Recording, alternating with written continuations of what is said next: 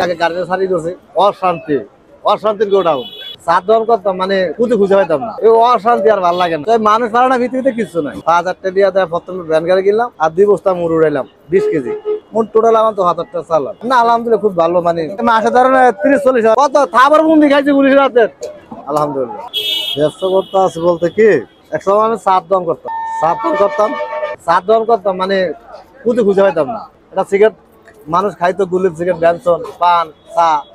মানে আমার খাজনা থেকে বাজনা বেশি মানে আমার পরিবার চালাতে আমার মানে হিমশিম খেয়ে যেত ছোট মোটো একটা জব করতাম আগে গাড়িটা সারি করছে অশান্তির গোডাউন এই অশান্তি আর ভালো লাগে না সার্কিটে আমার ফ্যামিলি কোনো ম্যাটারও না এবার কি করতাম কি আর মিরপুর গেছিলাম 11 নাম্বার এই 11 নাম্বার মিরপুর একজন দেখি সোলা ব্যস্ত আছে গানের ঘুরে মানে আমার আইডিয়া এটা তো মানুষ পারে না পৃথিবীতে কিছু নাই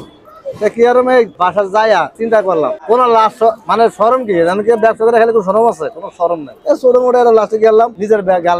একটা ভ্যান গাড়ি কিনলাম 5,000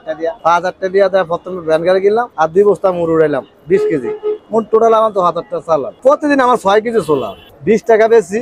30 টাকা 40 টাকা আবার কেউ 10 টাকা 10 টাকা দিতে হচ্ছে না কাস্টমারকে মামা 10 টাকা দেন 10 টাকা দিলে তো আমার 75 টাকা ঘাটতি 10 টাকা কথা কইলে মামা 10 টাকা না মানে আমার দুঃখটা তো কাস্টমার বুঝতেছে না আমার দুঃখটা থেকে কাস্টমার বুঝতেছে না মানে কাস্টমার বুঝতেছে মানে আরেকজনও সাপোর্ট দেয় দোকানদার সাপোর্ট কেউ দেয় না আগে 10 টাকা বেশি 5 টাকা বেশি আগে 5 টাকা আমরা চলা বেশি হ্যাঁ আবার দিয়ে একজন আবার আমার টাকা শর্ট হেয়ারে দিই আল্লাহ রাখ এমনি ক্যাশ মাস কিছু করতে পারি না আলহামদুলিল্লাহ খুব ভালো মানে মাসে ধরেন 30-40 আমার সংসারের ভিতরে আমি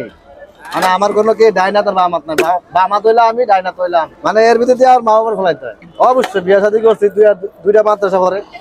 হ্যাঁ আমার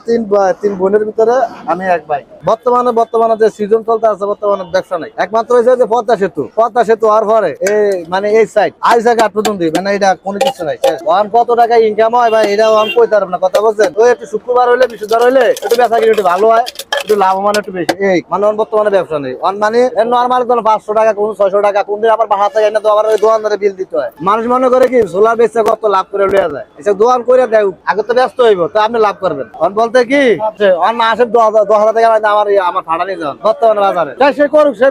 কুটিপতি আছে হ্যাঁ আমার কুটিপতি হওয়ার স্বপ্ন নেই ভাই আল্লাহ যারা দেয় তারা একবার সফর গুলো আল্লাহ কারা দেয় জানেন টাকা আলাদা দেয় টাকা আলাদা ইনভেস্ট করে বেশি তারা দেয় বেশি মানে আমার তো ইনভেস্ট বেশি নাই আমি হুটপাতে বাড়ি রয়েছি পুলিশ দাওয়াত দিছে নাহলে দোকানদার দাওয়াত দিছে আমি চলে গেছি কথা বলছেন এনে কোনো হুটপাত কোনো রাস্তা কেউ রাস্তার না কেউ বাবার জায়গা না এটা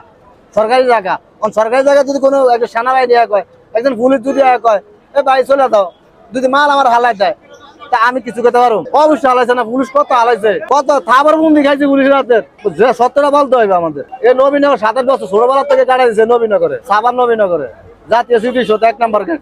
এর কাউন্টার মধ্যে দীর্ঘ কত 6-7 বছর ধরে করি